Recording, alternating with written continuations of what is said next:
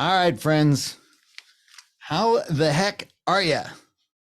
You know, technology can be fantastic, but I do miss the in-person stuff where I can actually see you, I can hear you, I know that you're there, you know that I'm here. Well, I guess you know that I'm here.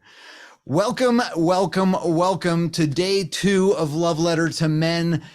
I am super grateful that you are here.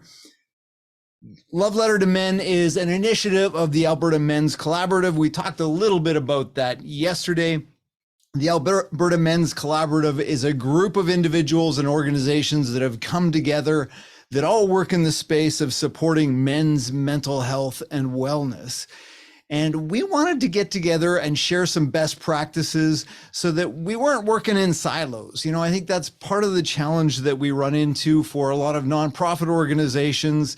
A lot of us that are trying to put good out into the world, there's a lot of us doing the same things. And oftentimes we don't know what each other is doing. So about 2 years ago, a group of us started the Alberta Men's Collaborative, which ultimately led to the creation of Love Letter to Men. Love Letter to Men is sponsored by Living Hope, which is a community action plan to prevent suicide in the city of Edmonton. So we are incredibly grateful. I am also grateful to acknowledge the traditional lands that I am broadcasting from is Sherwood Park, which is part of the Treaty 6 territory. And I am grateful to work and play and live here. All right, friends. So we've got another action-packed evening. Last night, if you were here last night, we saw Greg Kettner talking about how to normalize mental health conversations. We had Salvi and Wesley share their experience as suicide attempt survivors. We also had Fran talk to us a little bit about fly in, fly out, and what that looked like. We also, of course, had the unbelievable story of Clint Malarchuk. Clint was just fantastic. For those of you that might have missed yesterday's session, we do have them recorded. I will have them up on the website. I think we had a little bit of a glitch because they were supposed to automatically get put into the Zoom events platform, but I believe that did not happen. So we do have the recordings. I'll make sure that we get them up on the website and that you all get notified when those are up and moving. So, what does it mean to be a man? Why are we here? Drop a note in the chat, in the comments, and let me know, what does it mean to be a man to you? And maybe more importantly, why are you here? And if you're chatting in the lobby chat, I can't see that, so I may not be able to respond to that. Actually, let me see if I can pull that up too. No, I think I'm going to get confused if I try and look at too many different things. You know, as men, we face some very unique societal challenges that cause some very unique problems that, quite frankly, are going to require some very unique solutions. So when we talk specifically about mental health and men, it's not about being exclusionary. It's about acknowledging the fact that there are some very specific challenges that come with the way, for guys like me that have been conditioned and grown up, and the pressures that have been put on us. So tonight we are going to talk about a lot of different things. We have Mike Skinner from OSICAN is going to share his program, his peer support program at 6:30. He's going to talk about that. We have Dr. David Long, I'm not sure if David is a doctor. David is a very smart man. Being a dad can be good for your health. We also have Michael Hoyt talking about men's sheds. And then, of course, we have Dr. John Agrodnichuk coming from the University of British Columbia tonight at 7:30 to share a little bit about what he does with Heads Up Guys. And I've had the privilege of sharing a stage with Dr. John before. Dr. John was here last year. Just a fantastic individual and super incredibly smart. and knows an awful lot of things when it comes to men, mental health, depression, and anxiety.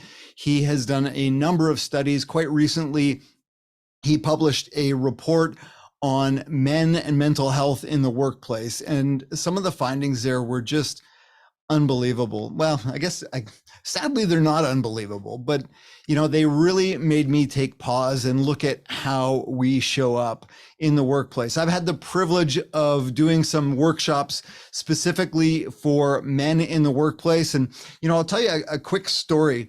One of my favorite things that came out, and I've got permission from the participant to share this story, although I will still keep it anonymous. We were having a conversation about mental health, and this fella talked about, he said, how do you find your people, so to speak? Like, how do you find people you can share with? And I was talking about how sometimes you have to create those people. And he said, I went to a therapist about a decade ago and severe anxiety. And he said it was an absolutely horrible experience. All they did was talk at me for the entire hour, and it was just terrible.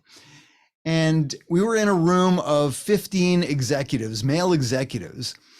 And he went on to say that, you know what? I finally got the courage to go back, found another therapist, and I found Larry Weiskamp. And he says, Larry was fantastic. It was like a Goodwill Hunting moment. I went into his office and I sat down, and he goes, I don't think he even said 2 words, but I just got to unload, and it felt incredible.